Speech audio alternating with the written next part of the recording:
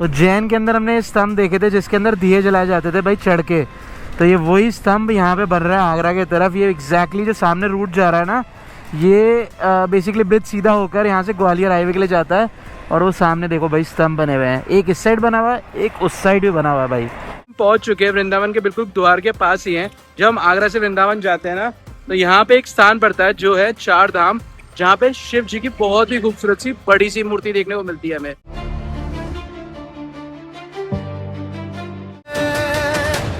जय भोलेनाथ जय केदारनाथ, तेरी शरण में मिलता साथ। हर हर महादेव की गूंज उठे तेरे चरणों में सारी बात। जैसे जैसे जन्माष्टमी पास आते जा रही है वृंदावन के अंदर भीड़ बढ़ते जा रही है भाई। अच्छा अच्छा, यहाँ पे झालर लगा दिए सारी एंट्री में। अच्छा, मेन गेट पे। ओके, क्या तैयारी चल रही है जन्माष्टमी की यहाँ पे? जोरों शोरों से। अकेला आया हूँ यहाँ पे आरती देखने के लिए। यहाँ तो रशियंस भी आ रखे हैं भाई आरती देखने के लिए, मतलब अंग्रेजों को भी यमुना आरती पसंद है भाई मेरे तरह। मुझे ये तो नहीं पता इस प्लेट में क्या था। ये प्लेट का सारी सामग्री सबको बांटी गई और उसको बाद में अग्नि में भेंट किया गया एक एक करके सभी के थ्रू। पर जब वो अग्नि में भेंट हुआ उसके बाद इस पूरे वातावरण के अंदर बहुत खुशबू हो चुकी थी मेरे दोस्तों। दिल खुश हो गया सच्ची मेरा।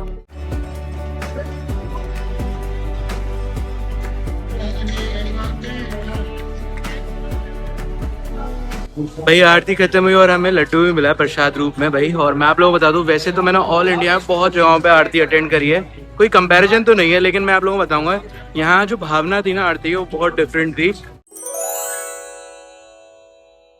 गुड मॉर्निंग दोस्तों, क्या हाल है? आई होप सब बढ़िया होंगे और बढ़िया ही होने चाहिए। मैं भी आप मस्त हूँ। मस्त ही अपनी मॉर्निंग स्टार्ट हो चुकी है।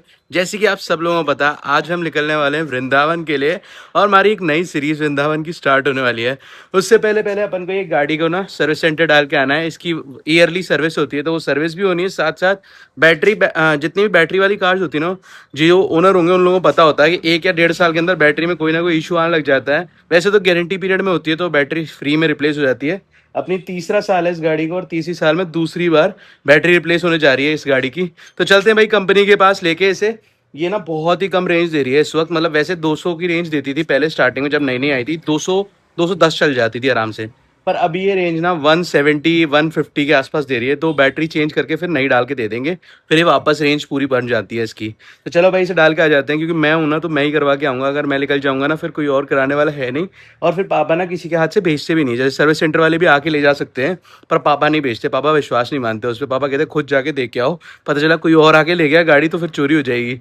उनको ये टेंशन है भाई। चलो कोई नहीं, मैं पकड़ाता हूँ और फिर निकलेंगे आराम से हम वृंदावन की तरफ। गाड़ी निकाल ली है बाहर और बैटरी मेरी इस वक्त 62% है। और इसकी जो 30% में बैटरी आ जाती है ना, तब एकदम से ड्रेन होने लग जाती है। तो वही कंप्लेंट है बेसिकली इसके अंदर, और ये नॉर्मल प्रॉब्लम आ रही है ऐसा बताया उन्होंने इस वाली गाड़ियों की बैटरीज में। तो उन्होंने बोला कोई कंसर्न करने की बात नहीं है, फ्री में रिप्लेस हो जाएगी, आप बस गाड़ी लेकर आ जाओ।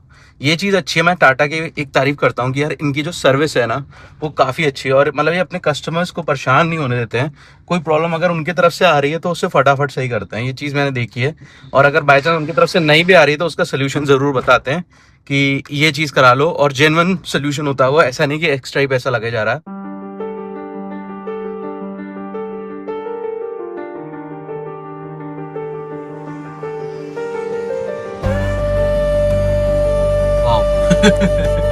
क्या मस्त गाड़ी चला रहे भाई।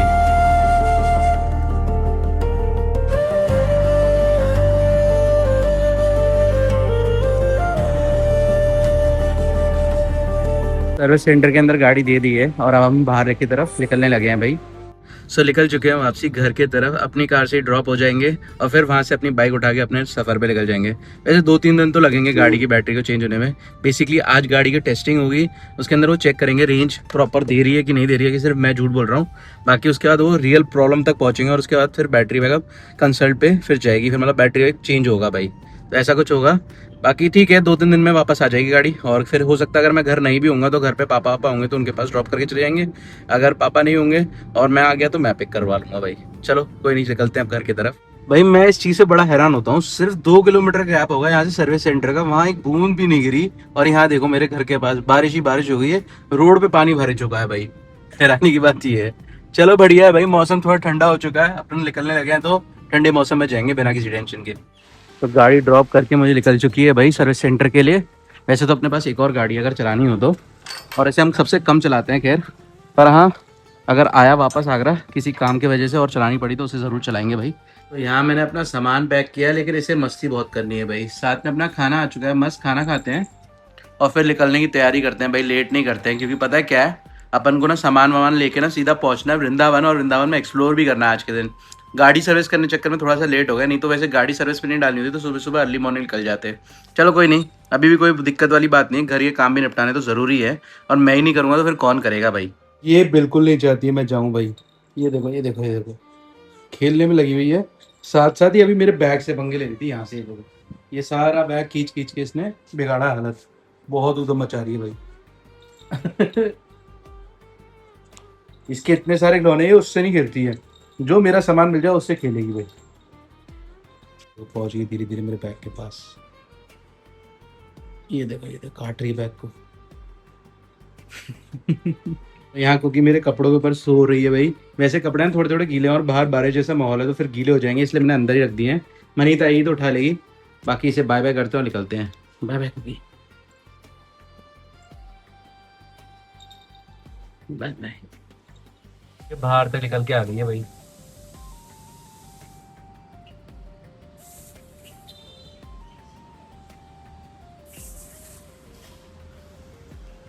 भाई तो पापा घर में आ गए हैं और कोई दिक्कत नहीं है, आराम से पूरे घर में घूमते रहे, बाहर ना निकले। पता है क्या है, बाहर निकलती है ना तो यहाँ पे और भी दूसरे प्राणी भी होते हैं, मतलब बंदर भी आते हैं और कुत्ते भी घर के अंदर आ जाते हैं ना, और इवन हमारा कालिया भी है, तो फिर उससे डर के ना ये अपने आप को ही चोट पहुँचा देती है।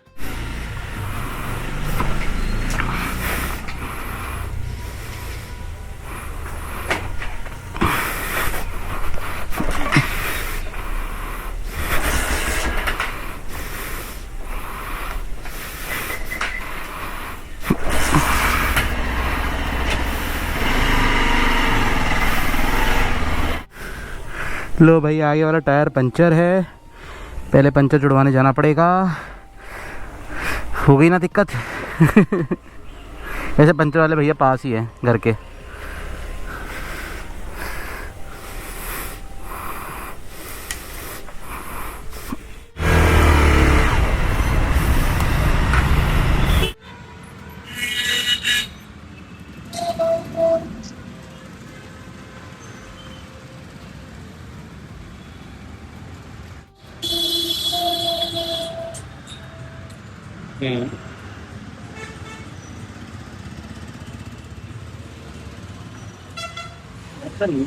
फिर हवा कैसे निकल रही है इसमें से?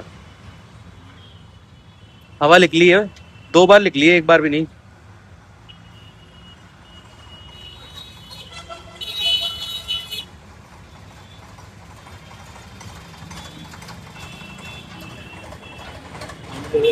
माइनर पंचर है।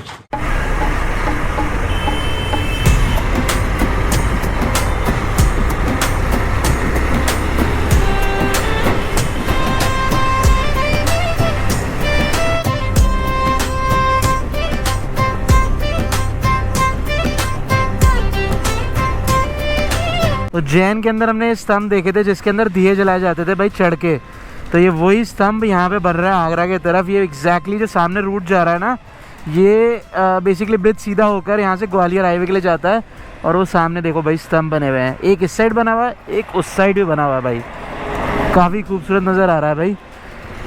ये बेसिकली यूपी गवर्नमेंट ने इधर टूरिज़्म के लिए इधर बनाया होगा भाई, बहुत अच्छा लग रहा है गवर्नमेंट की तरफ से ये, मेरे ख्याल से जहाँ तक ये।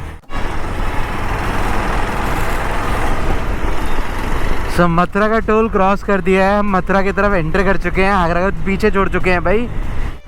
और ये जो सारा एरिया आप सामने देख रहे हैं सारा मथुरा डिस्ट्रिक्ट के अंदर आता है। पीछे वाला जो एरिया था वो सारा आगरा डिस्ट्रिक्ट के अंदर आता है तो हमारा नेक्स्ट टू डिस्ट्रिक्ट। लेकिन पता है क्या होता है, बाइक पे अप एंड डाउन करने में 1-1.5 घंटा लगता है, और अगर पूरे दिन में देखा जाए तो 3 घंटे बर्बाद हो जाएंगे आने और जाने में ही। तो इसलिए मैंने सोचा कि क्यों ना मथुरा वृंदावन ही रहा जाए, जब तक इलेक्ट्रिक ठीक होकर आ रही है तब तक के लिए। फिर अगर इलेक्ट्रिक ठीक होकर आ गई तो फिर इलेक्ट्रिक से अप एंड डाउन कर लेंगे हम।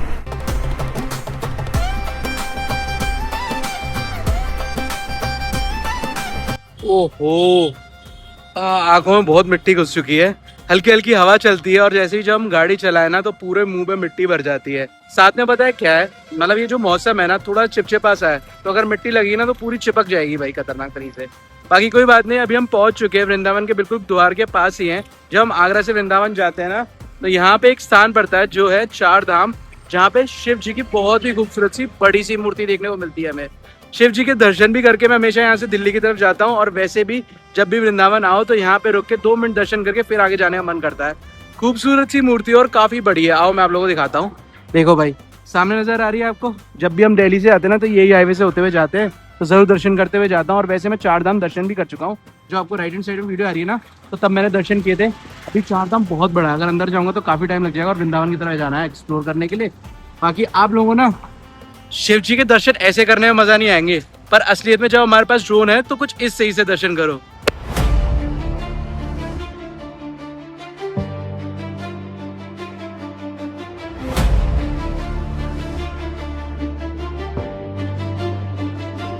बर्फों में बसा तेरा धाम है, जो भी आया तेरे दर पे उसका हर दुख आसान है। जय भोलेनाथ जय केदारनाथ, तेरी शरण में मिलता साथ। हर हर महादेव की गूंज उठे तेरे चरणों में सारी बात। जय भोलेनाथ जय केदारनाथ, तू ही सुबह तू ही रात, तेरे दर पे सिर जो झुक जाए भर दे जीवन में नई सौगात।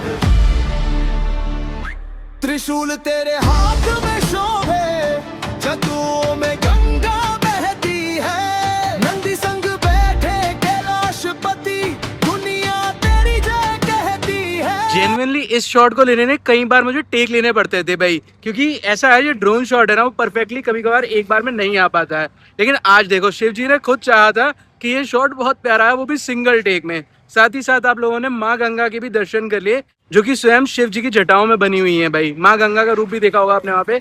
बाकी अभी हम आगे निकल रहे हैं, वृंदावन के दर्शन करते हैं। काफी प्यारा सा ड्रोन शॉट आया, दिल खुश हो गया सच्ची।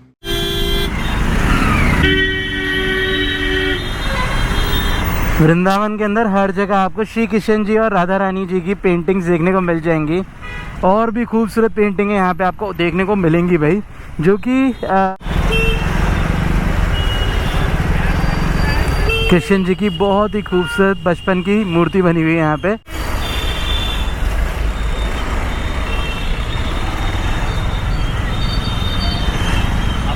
हाँ जी, हाँ जी, अभी भी बना रहे हो? हाँ। आपको डालना है काट देना है? आपको डालना है काट देना है? मतलब डालना है क्या? वीडियो में डालना है या काट देना है?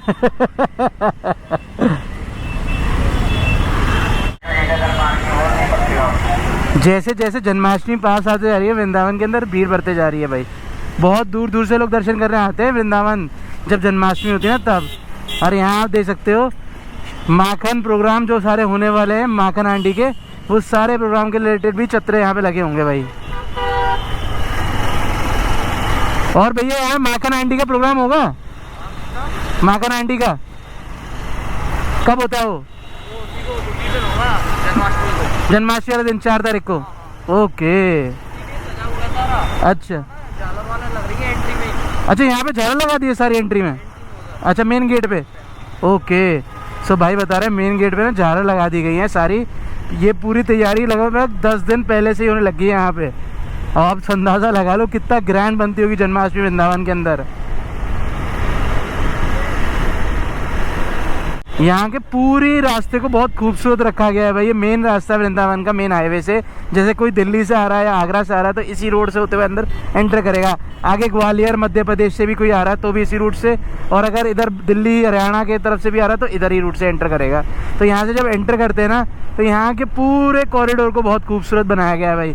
लेफ्ट हैंड साइड छोटे छोटे से बुग्याल देख सकते हो, उसमें लोग जाके बैठ सकते हैं, आराम से इंजॉय कर सकते हैं। और राइट हैंड साइड में देखो, मतलब पूरा पाथ बनाया गया है पैदल चलने वालों के लिए भी। इवन मस्त रिक्शा विक्शा सबके लिए रोड बहुत खूबसूरत बनाई गई है। बार बार आप लोगों को रास्ते में ये द्वार देखने को मिलेंगे जो कि काफ़ी खूबसूरत है। एक द्वार पीछे मैं छोड़ के आया हूँ जहाँ पे हमने श्री कृष्ण जी की बचपन की छोटी सी मूर्ति देखी, काफ़ी खूबसूरत। और एक ये रहा एक और द्वार। सारे लोग मेरे मोगटो व्लॉगिंग सेटअप को देख के समझ जाते हैं व्लॉगर हूँ। ठीक है भाई? हाँ हाँ व्लॉगर हूँ। सब बढ़िया। कहाँ से हैं? वृंदावन से ही हो? अच्छा। और क्या तैयारी चल रही है जन्माष्टमी की यहाँ पे? जोरों शोरों से। अच्छा, मतलब रौनक मिले यहाँ रहता ही रहता है।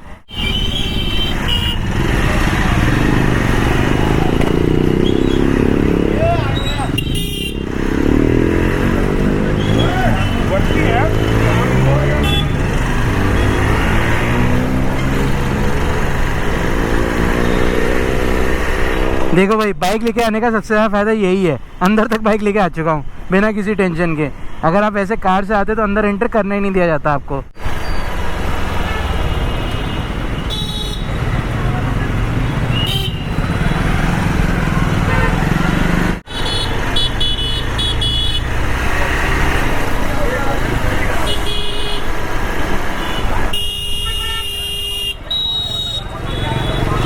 तो लेफ्ट हैंड साइड प्रेम मंदिर के एंट्री गेट है भाई। और रोज़ हज़ारों की संख्या में लोग प्रेम मंदिर के दर्शन करके जाते हैं भाई। यहाँ भी एंट्री खुल चुकी है, सारे लोग लाइन में लगे हुए हैं, चेकिंग होकर फिर अंदर एंटर करेंगे भाई।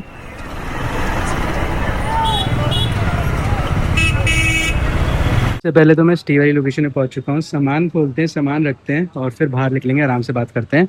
सो मैं अभी अपने स्टे वाली लोकेशन में पहुंच चुका हूं भाई। ये वो लोकेशन मुझे अंकुश भाई ने बताई थी। अंकुश भाई यहाँ पे वृंदावन जब आते हैं तो यहाँ पे रुकते हैं। वैसे तो मैं मथुरा में रुका करता था हमेशा, और मथुरा में ना मस्त रूम मिल जाता था सेम प्राइस में। पर यहाँ पे एसी की डॉर्मेट्री मिल गई और ये बिल्कुल सेंटर पॉइंट है। मतलब देखा जाए वृंदावन ना, अगर हमें मथुरा भी घूमने जाना है या गोकुल जाना है या फिर उसके बाद बरसाना है या फिर नंदगांव जाना है, तो वो सारी जगहें बिल्कुल आसपास ही हैं। और लास्ट में हमें वृंदावन धाम तो आना ही है, तो फिर ये मैंने सेंटर पॉइंट चूज़ कर लिया। यहाँ पे हमारा सामान पड़ा रहेगा और फिर सारी जगह हम आराम से एक्सप्लोर करते रहेंगे। काफ़ी ज़्यादा बढ़िया है।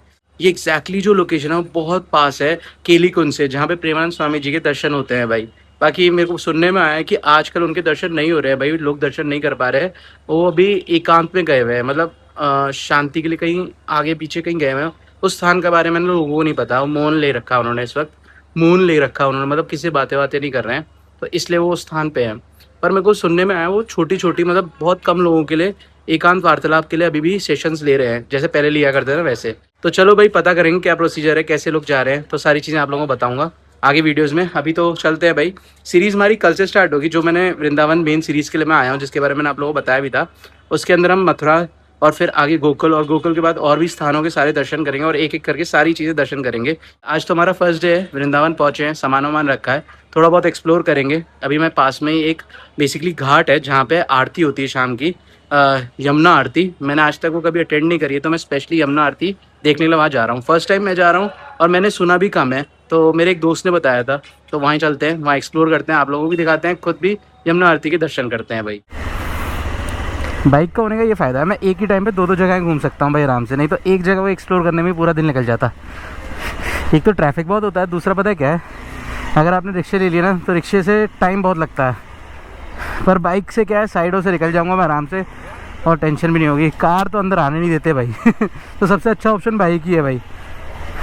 वृंदावन में ना उल्टा सिस्टम हो चुका है वृंदावन में सीन ऐसा है कि रात को ज़्यादा चहल पहल होती है, दिन में शांति होती है भाई। अभी देखो जैसे जैसे शाम बढ़ती जा रही है ना, तो चहल पहल बढ़ती जा रही है, दुकानें लग रही हैं उल्टा शाम के टाइम। सोचो भाई, शाम को लोग आ रहे हैं हर जगह।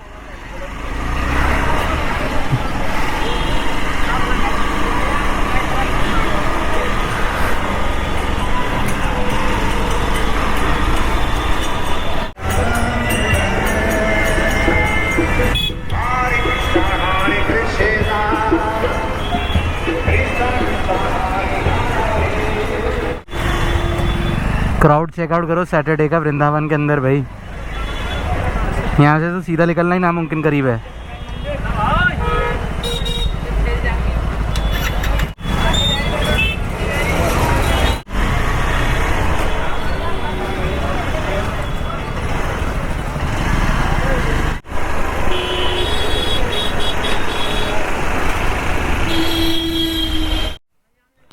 हम एग्जैक्टली पहुंच चुके हैं केसी घाट, जिसे ये भी कहा जाता है काशी घाट जैसा दिखता है बिल्कुल।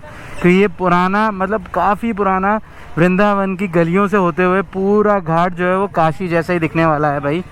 और ये गलियों के अंदर बाइक आराम से आ जाती है भाई। वैसे तो ये 6 किलोमीटर दूर था प्रेम मंदिर से, लेकिन हमें टाइम बहुत ही कम लगा यहाँ पहुँचने में, क्योंकि हम बाइक से पहुँच गए यहाँ पे। कई हज़ारों मंदिरों को दर्शन करते करते निकला हूँ मैं।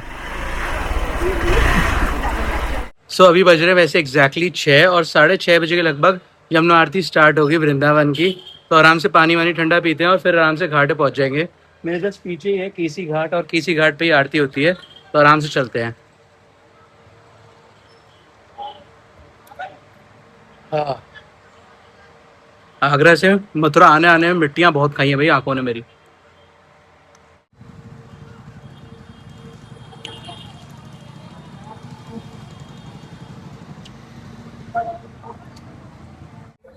क्या खूबसूरत सा सनसेट दिख रहा है ना भाई।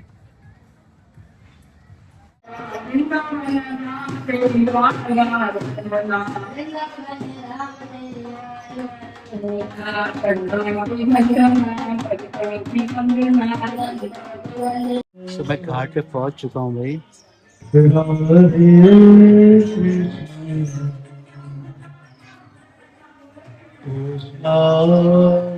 लेकिन एक सेकंड रुको, मुझे तो लगा मैं अकेला आया हूँ यहाँ पे आरती देखने के लिए। यहाँ तो रशियंस भी आ रखे हैं भाई आरती देखने के लिए। मतलब अंग्रेजों को भी यमुना आरती पसंद है भाई मेरे तरह।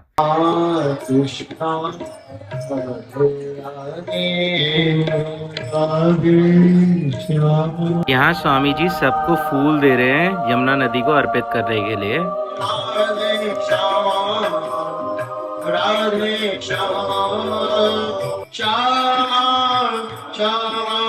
राधे राधे फिर एक एक करके सारे ही लोग यमुना नदी को फूल अर्पित करने लगे। पहले आगे वाले लाइन के सारे लोगों ने किया, फिर बाद में पीछे वाले लाइन के लोगों ने किया। और यहाँ बैठ के मुझे समझ में आ चुका था मैं गलत जगह आके बैठ चुका हूँ। अगर मैं भी वहाँ उनके साथ बैठा होता तो मुझे भी फूल अर्पित करने का मौका मिलता।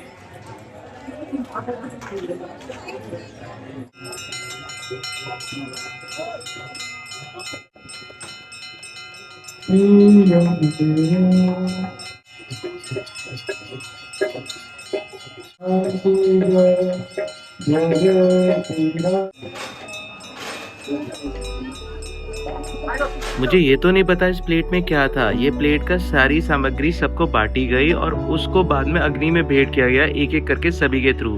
पर जब वो अग्नि में भेंट हुआ उसके बाद इस पूरे वातावरण के अंदर बहुत खुशबू हो चुकी थी मेरे दोस्तों। दिल खुश हो गया सच्ची मेरा।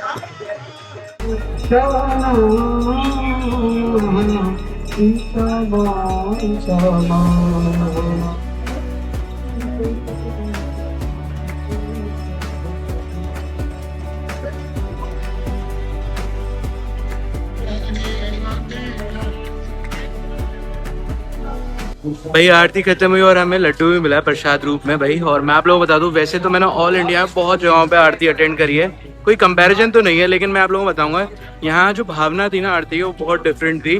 साथ ही साथ मैं बताऊँ यहाँ पे कोई दान पेटी नहीं थी भाई। सिंगल 1 रुपया भी आप दान में नहीं डाल सकते। जो प्रसाद मिल रहा है वो निःशुल्क और सबको बांटा जा रहा है भाई। साथ साथ जितने ही फूल थे वो भी बांटे गए अर्पित करने के लिए अपने तरफ से भाई। इवन जितने भी फूल अर्पित किए गए नदी को भी, मतलब कि माँ यमुना को, और वो सारे निःशुल्क थे, मतलब किसी ने उसके पैसे नहीं दिए। वो यहाँ पे जो पुजारी थे उन्होंने अपने तरफ से सबको पूजा अर्चना करते समय बांटे और उसी को अर्पित किया गया भाई यमुना नदी, मतलब कि माँ यमुना को।